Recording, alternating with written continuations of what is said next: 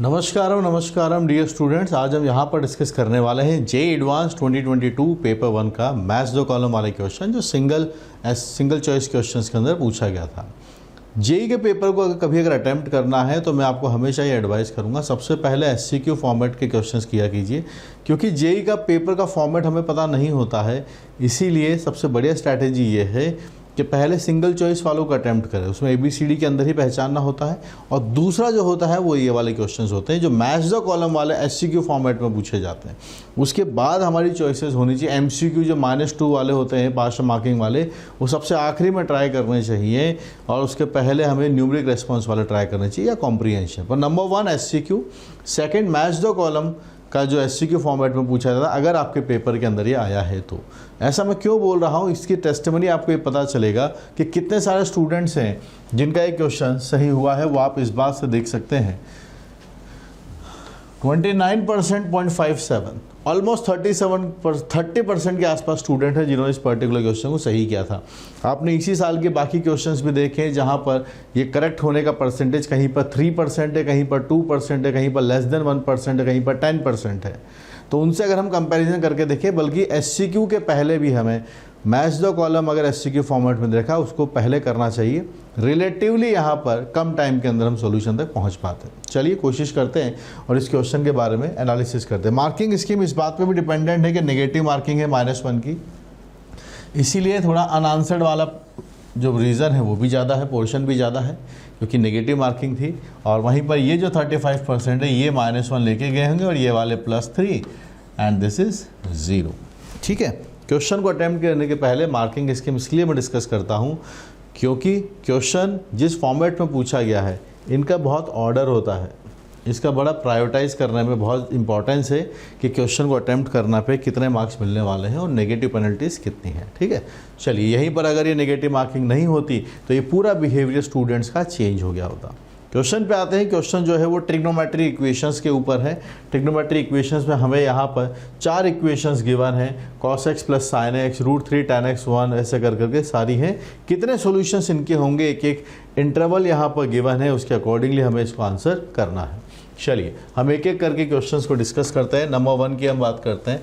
तो first one, तो हमें दिया हुआ है cos x + sin x की वैल्यू 1 है। तो ये तो बड़ा स्टैंडर्ड फॉर्मेट है। a sin x + b cos x अगर कहीं पे लिखा हो तो हमें हमेशा √a² + b² से डिवाइड उसको कर देना चाहिए। यहाँ √a² + b² अगर हम करके देखेंगे तो यहाँ से ये डेटा √2 बनेगा, और √2 से हम दोनों साइड डिवाइड कर देंगे,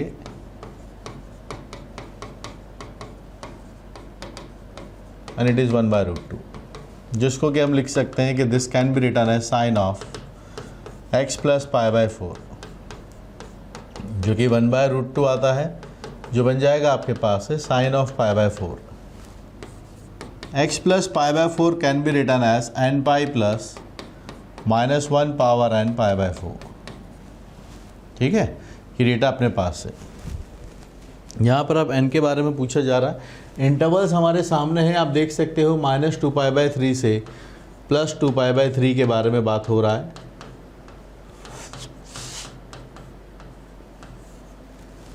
-2π/3 से +2π/3 में आपके पास लिखा हुआ है। तो आप सोचिए n की वैल्यूज़ को रखना थोड़ा शुरू कीजिए। नेगेटिव में भी जा सकते हैं, पॉजिटिव में भी जा सकते हैं। Let's take -1। When we take -1 तो आपके पास से यहाँ से भी -π/4 बनेगा, and the solution which I am getting as, यहाँ से -1 बन जाएगा। This is the general solution, nπ + -1 power n times alpha. ठीक है, +1 हमने -1 पावर लिया है, सो वी गेट -1। तो आप देख सकते हैं we are getting this as -5π/4, और ये और आके इधर ऐड होगा। ठीक है, so ultimately we are getting as -3π/2। क्या ये इस इंटरवल को बिलोंग करता है? -3π/2 इससे और छोटा होगा? No. So we can reject this solution. आगे बढ़ते हैं। -1 के आगे 0, तो यानी उसके पीछे के जितने भी नेगेटिव वैल्यूज हैं -2, -3, -4 सब रिजेक्ट हो जाएंगे। इस इंटरवल में आंसर नहीं आने वाला।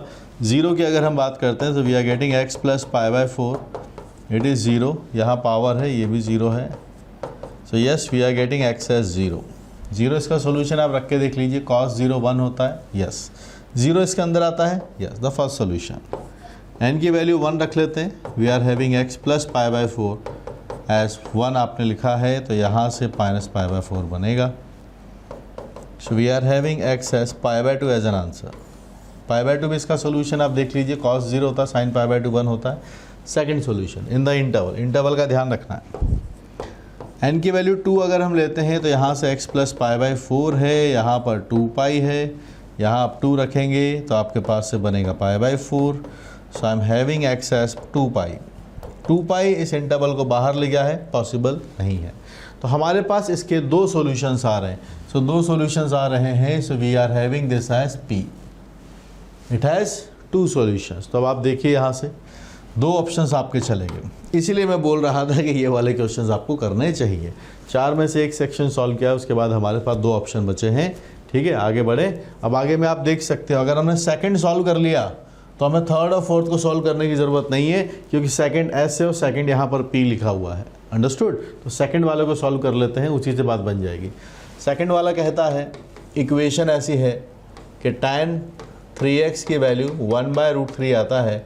यहाँ पर x आपके पास से हो गया है माइनस 5 पाई बाई 18 और 5 पाई बाई 18। इसके बीच में आपको सोल्यूशन चाहिए।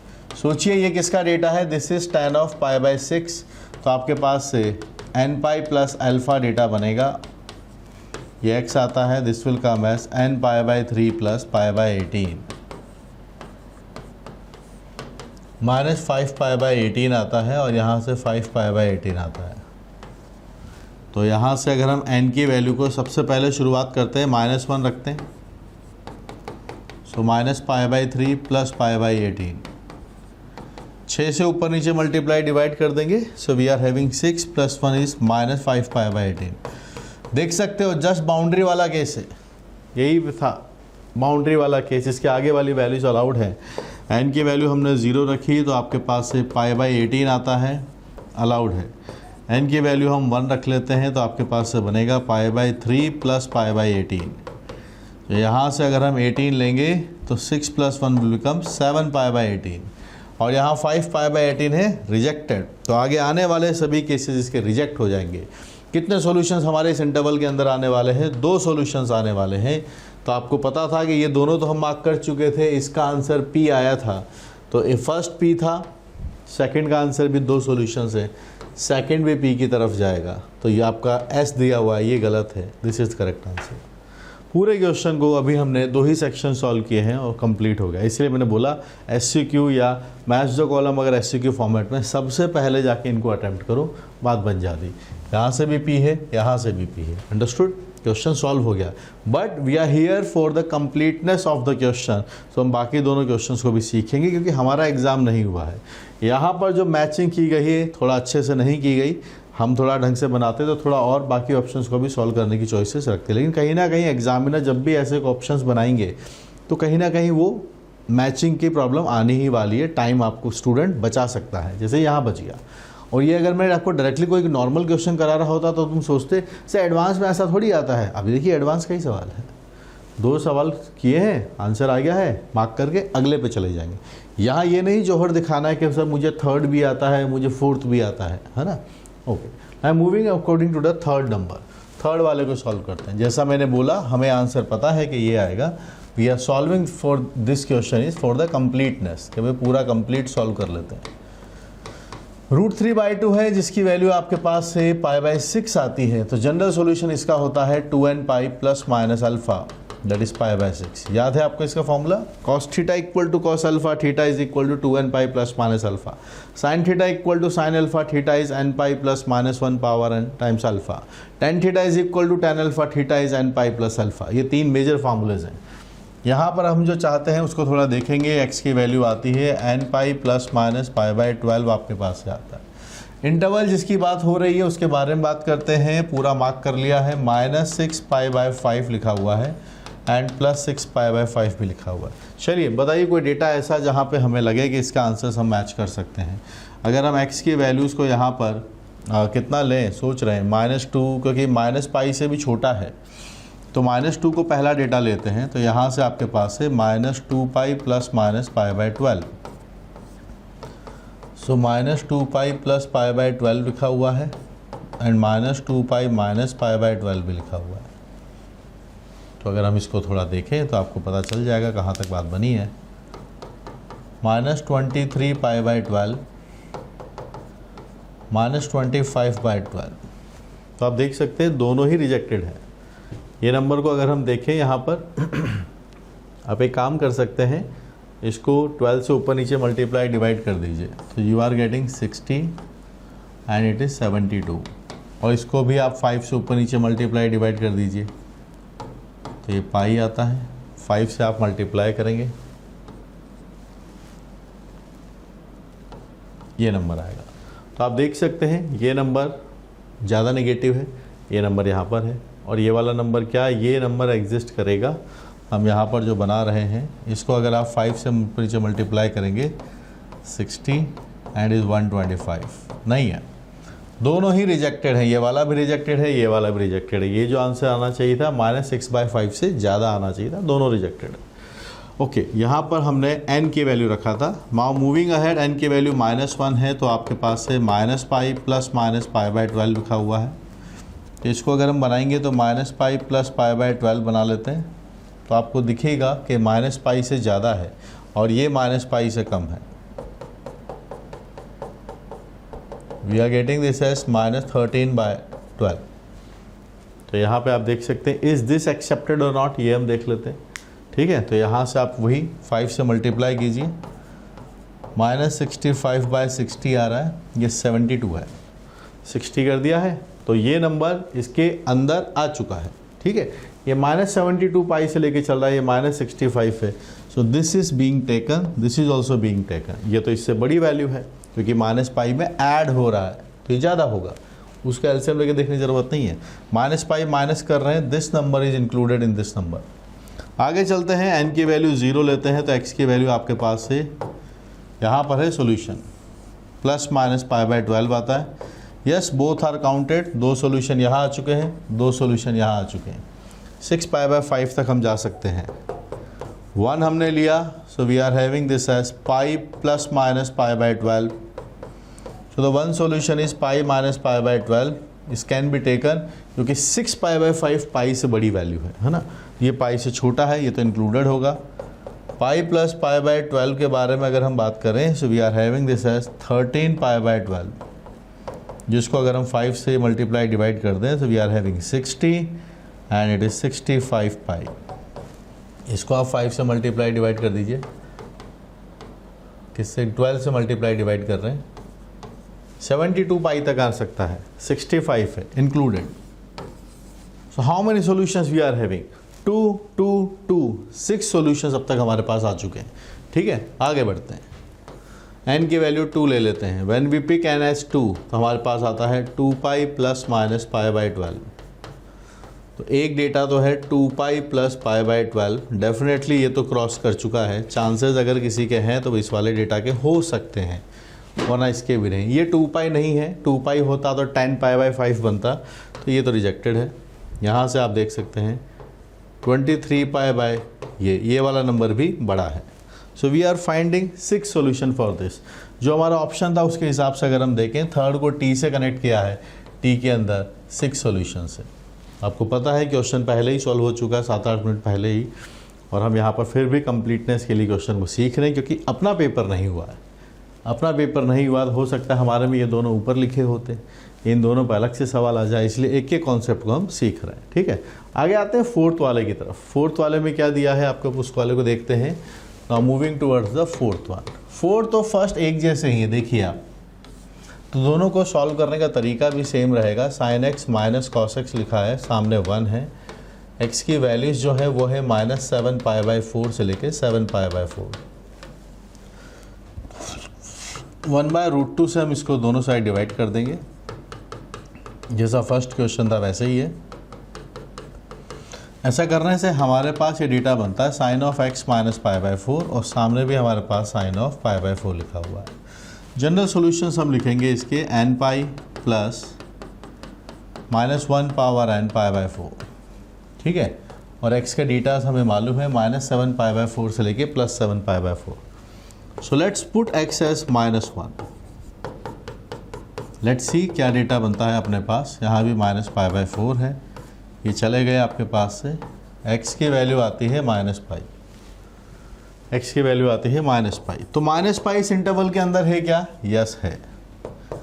-2 की हम बात और करते हैं, क्या पता -2 भी आ रहा हो। -2 करेंगे तो ये π/4 बन जाएगा।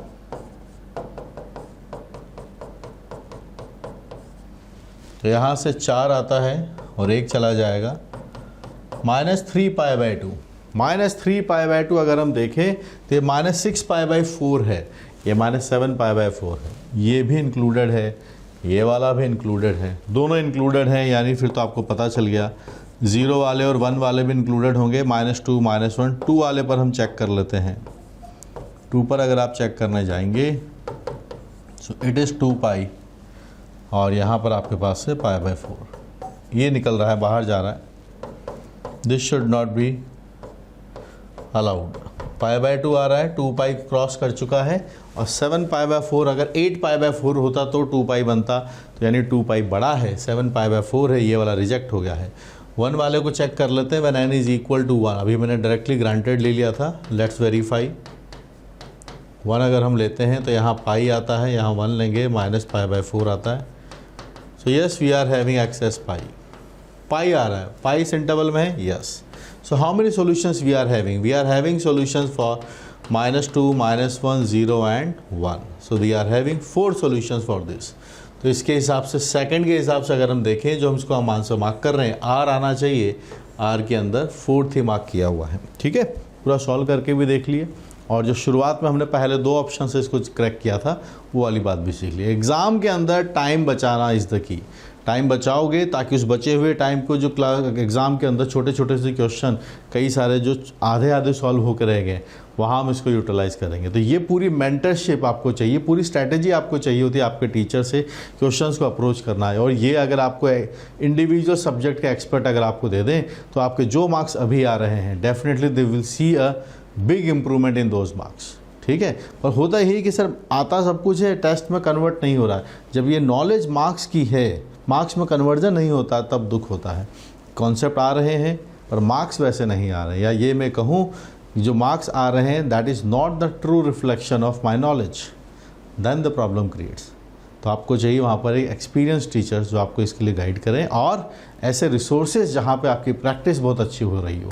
उन रिसोर्सेज की बात है तो दीज आर द बुक्स जो मैथमेटिक्स का पूरा एक इकोसिस्टम जेई एडवांस के लिए, जेई मेंस के लिए आपको देते हैं। अलजेब्रा की बात करें, कैलकुलस की बात करें, दोनों जायंट्स हैं जिनका बहुत ज़्यादा वेटेज एग्जाम के अंदर है। और उसके बाद आते हैं हमारे coordinate geometry and vector 3D जिनका भी इक्वल वेटेज ऑलमोस्ट रहता है और जो भी बहुत स्कोरिंग है। और 5th है हमारा जो मैथमेटिक्स का बेस है ट्रिग्नोमेट्री। प्रीवियस ईयर क्वेश्चन सब आपके लिए अवेलेबल है। आपको जे रिलेटेड जितनी इन्फॉर्मेशन मुझसे चाहिए you can just type my name Om sir without space on Telegram, आपको चैनल मिलेगा, ज्वाइन कीजिए उसको। ठीक है, यहाँ पर मैं बात करूँगा अगर आपको मेरे कोर्सेज देख रहे हैं, आपको मैथमेटिक्स इंप्रूव करनी है और अच्छे से अच्छे सवाल करने हैं, जो अभी आपका लेवल है वहाँ से अपलिफ्ट करना है, just install the app uplift J. यहाँ पे आपको मैथमेटिक्स के ढेर सारे कोर्सेज देखने को मिलेंगे और पढ़ते रहिए। मैं आपको ऐसे ही वहाँ पर बहुत सारी चीज़ें सिखाता भी रहूँगा और यूट्यूब पर भी सिखाता रहूँगा।